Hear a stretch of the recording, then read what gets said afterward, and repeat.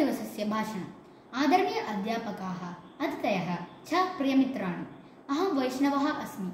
अद्य योगदिवसस्य पावने अवसरः इह समागतः अस्मि भाषणं कर्तुं। योगः भारतदेशस्य अमूल्यं दानम् अस्ति। योगः शरीरस्य मनसः च सम्यक् स्वास्थ्यं वर्धयति। योगेन अस्माकं जीवनं सन्तुलितं सुगमं च भवति। पतञ्जलिमुनिना योगदर्शनं प्रतिपादितं, यस्मिन् अष्टाङ्गयोगः वर्णितः अस्ति। यमः, नियमः, आसनं, प्राणायामः, प्रत्याहारः, धारणं, ध्यानं, समाधिश्च।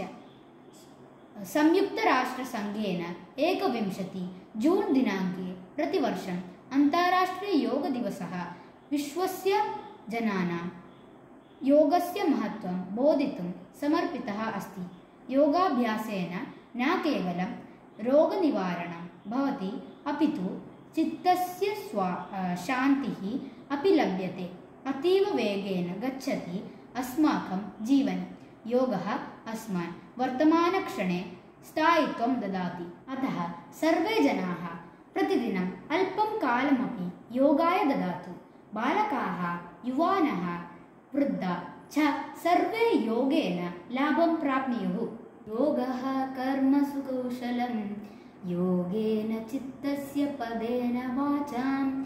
अन्ते अहं वदामि, योगः अस्माकं संस्कृते गौरवम् अस्ति। एषः न केवलं व्यायामः, किन्तु जीवने धर्मः अपि। योगदिवसस्य शुभकामनाः सर्वेभ्यः। धन्यवादः।